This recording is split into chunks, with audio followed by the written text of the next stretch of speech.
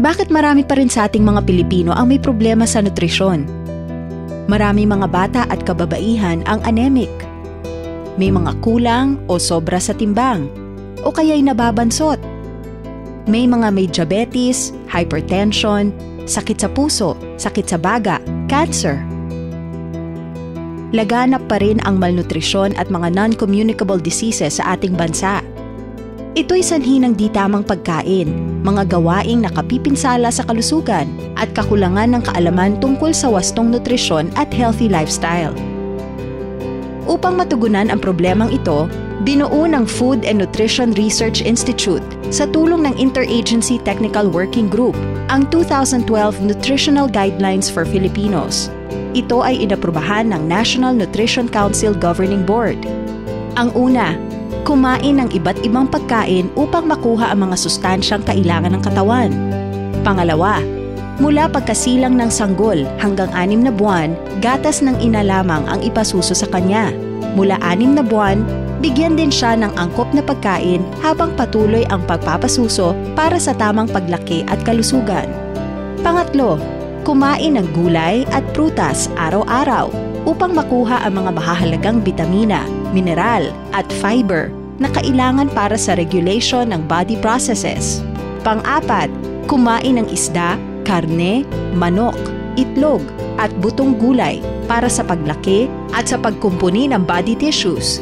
Panlima, uminom ng gatas at kumain ng pagkaing mayaman sa calcium, gaya ng maliliit na isda at shellfish araw-araw para sa matibay na buto at ngipin. Pang-anim, tiyaking malinis at ligtas ang ating pagkain at tubig para maiwasan ang diarrhea at iba pang mga sakit na dala ng kontaminadong tubig at pagkain. Pampito, gumamit ng iodized salt para iwas sa iodine deficiency disorders. Pangwalo, hinay-hinay sa maaalat, pinirito, mamantika at matatamis na pagkain para iwas sa sakit sa puso. Pangsyam, panatilihin ang tamang timbang, kumain ng tama at mag-ehersisyo para mapangalagaan ang kalusugan at maiwasang tumaba. Pangsampu, maging aktibo, kumain ng wasto, iwasan ng alak at huwag manigarilyo para maiwasan ang lifestyle-related non-communicable diseases. Mahalagang ang mga guidelines na ito ay maibahagi sa mga Pilipino, lalo na sa mga care providers ng tahanan, mga ina, o kung sino man ang namamahala ng pagkain at kalusugan ng pamilya. Para mas tumatak sa isip nating mga Pinoy ang nutritional guidelines, ito ay pinaikli at binansagang 10 Commandments.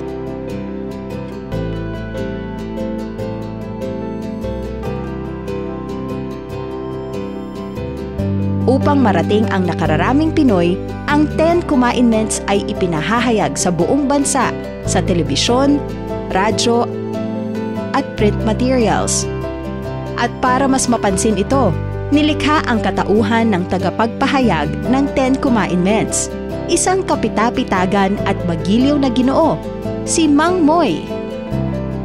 Narito ang mga patalasta sa TV at ilan sa mga radio commercials ng 10 Commandments.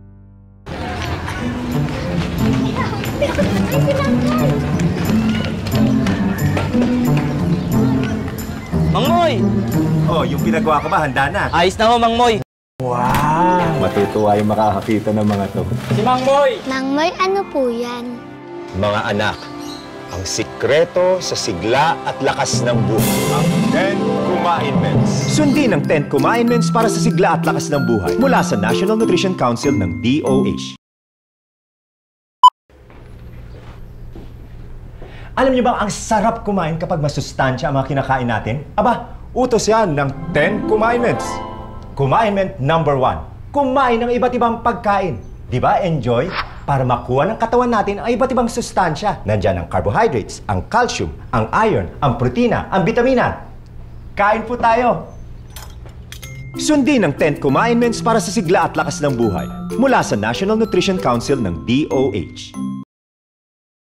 Ang tangkad mo, Mang Moy! Oh, alam niyo ba kung bakit ako tumangkad? Bakit po? Kasi na-breastfeed ako ng nanay ko.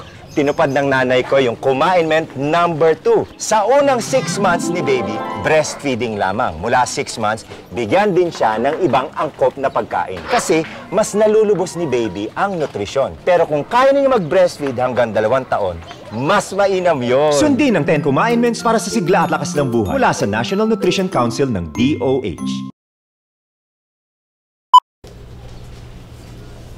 Alam niyo ba kung ano meron ang gulay at prutas na mahusay para sa katawan natin? Bitamin at mineral na nakakatulong para mas lumakas ang resistensya natin laban sa sakit. Mahalaga ito. Kaya ang utos ng Kumainment number 3, kumain ng gulay at prutas araw-araw. Mabuti na lang, ang dami nito sa atin. Bahay Kubo. Sundin ang 10 Kumainments para sa sigla at lakas ng buhay mula sa National Nutrition Council ng DOH.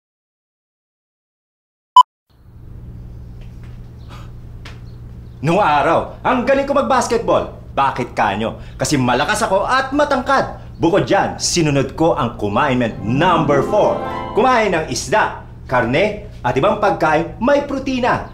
Ang galing kaya nito, lalo na sa mga bata, mas nalulubos ang kanilang paglaki. Ha? Sundin ang 10 Kumainments para sa sigla at lakas ng buhay mula sa National Nutrition Council ng DOH. Alam niyo ba kung bakit ibang matatanda, nakukuba, lumiliit, nabubungi? Kasi humihina ang mga butot ngipin nila. Kaya kahit bata pa, sundin ang Kumainment number 5. Uminom ng gatas at kumain ng pagkain mayaman sa calcium. Gaya ng dilis, shellfish, sardinas. Moy, ito yung paborito mo. Salamat po, tita. Tagay na ng gatas. Sundin ang 10 Kumainments para sa sigla at lakas ng buhay mula sa National Nutrition Council ng DOH. Oh, anong gusto niyo merienda? Maraming pagkain na nabibili sa kalye na enjoy kainin. Pero ingat lang tayo. Minsan may dala itong mikrobyo na maaaring magdulot ng sakit. Kumainment number 6. Tiyakin malinis at ligtas ang ating pagkain at tubig.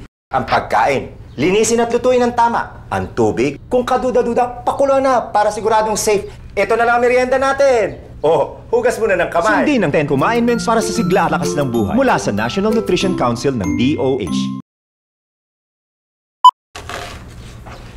Karamihan sa mga niluluto natin, tinitimplahan natin para magkalasa. Kung gagamit tayo ng asin, isaisip natin ang Kumainment number 7. Iodine salt ang gamitin kasi may iodine. Mahalaga ang iodine, lalo na sa mga buntis, para malubos ang mental and physical development ng magiging baby. Iwas goiter din. Nasa na kaya ang asin? Sundin ang 10 Kumainments para sa sigla at lakas ng buhay mula sa National Nutrition Council ng DOH. Aling Lina! Musta po kayo? Mahilig ba kayong kumain nito? Sa totoo lang, ang sarap. Pero ingat lang, utos ng Kumainment number 8. Hinahinay sa maalat, mamantika, matatamis. Huwag abusuhin dahil ang kawawa ay ang puso. Hindi birong alta presyon, sakit sa puso, diabetes. Kaya ako, break muna ako sa mga yan. Dito na lang muna ako. Pabili po, Aling Lina. O, libre yan. Sige na. Sundin ang 10 Kumainments para sa sigla at lakas ng buhay mula sa National Nutrition Council ng DOH. Kayo ba alam nyo ang timbang nyo? Ako ayos lang kasi tapat ako sa Kumainment number 9. Panatiling tama ang timbang. Siguraduhin hindi sobra o kulang. Kumain ng wasto at syempre, galaw-galaw din! Barangay San Pedro is super time! Woo! Woo! Woo! Oh, and down! Woo! Oh, one more time! Sundin ang 10 Kumainments para sa sigla at lakas ng buhay mula sa National Nutrition Council ng DOH. Sa panahon ngayon, masyadong mabilis ang takbo ng buhay. Ang daming nangyayari, sabay-sabay. Kulelat ang kalusugan. Ang utos ng Kumainment number 10. Maging aktibo, iwasan ang alak, huwag manigarilyo. Alagaan natin ang kalusugan. Magsimula tayo ng isang healthy lifestyle kontra stress at sakit. Sundin natin ang 10 Kumainments. Sigla at lakas ng buhay! Mula sa National Nutrition Council ng DOH. Narito po tayo ngayon sa Divine Bakery kasama ang pinagpipitagang si Moises Dalisay. Mang Moy, napaka-espesyal daw po ng dala niyong tinapay. Dito nakaukit ang mga kautusan ng nutrisyon. Ito ang 10 Commandments. 10 commandments? Tungkol sa mga dapat kainin, dapat iwasan, at dapat gawin. Tulad po ng pagpapasuso ng anak? Korek ka dyan. Kung gusto nating sumigla at lumakas, sundin ang 10 Commandments. Abangan nyo! Paalala ng National Nutrition Council ng DOH. Ipinakikilala ang kampyon ng 10 Commandments, si Mang Moy. Commandment number 1. Kumain ng iba't ibang pagkain. Iba't ibang pagkain? Yes, mga pagkain nagbibigay ng iba't ibang sustansyang kailangan natin. Halimbawa, Sa protina, may itlog, isda at butong gulay. Sa carbohydrates, kanin, mais o tinapay. Vitamin at mineral, gulay at prutas. kung halo-halo. Ibang commandment na yan, Elmer. Sundin ang 10 Commandments para sa sigla at lakas ng buhay. Paalala ng National Nutrition Council ng DOH. Ang kampyon ng 10 Commandments, Mang Moy. Commandment number 4. Kumain ng isda, karne at ibang pagkain may protina. Ikaw, Elmer, anong alam mong may protina? Mga paborito ko, manok, itlog, tokwa. Ano pa? Ang mga butong gulay tulad ng... Alam ko na! Sitaw, bataw, patani. Sundin ang 10 Commandments para sa sigla at lakas ng buhay. Paalala ng National Nutrition Council ng DOH. Mukha namang madaling gawin ang 10 Commandments. Pero paano kung wala kang pera? Marami ang nag-aakala na mahal ang pagkaing masustansya. Ang totoo, may mga paraan para hindi gumastos ng malaki at makakain pa rin ng wasto. Halimbawa, makatutulong ang mas maayos na pagpaplano ng kakainin ng pamilya para sa buong linggo. Maaaring magtanim sa bakuran ng iba't ibang gulay at prutas.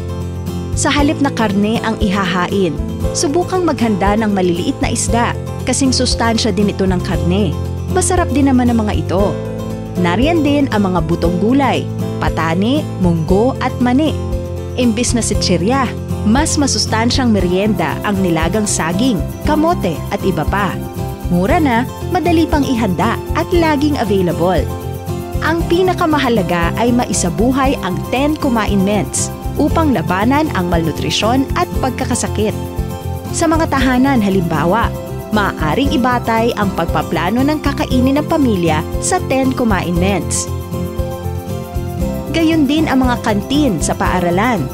Maaari ding isaisip ng mga namamahala ng food establishments at ng buong food industry ang kalusugan ng mga mamimili sa pamamagitan ng pagbibigay ng healthy food choices at pagbebenta ng masusustansyang pagkain. Malaki ang magiging kontribusyon ng local government units kung sila mismo ay tutulong sa pagsusulong at pagpapatupad ng 10 Commandments sa kanilang mga komunidad. Maging ang agriculture sector ay may magagawa, tiyaking available, accessible at affordable ang iba't ibang masusustansyang pagkain. Kung ang lahat ay magkakaisa sa pagtupad ng 10 Commandments, ito ay magdudulot ng tunay na sigla at lakas sa buhay ng mga Pilipino.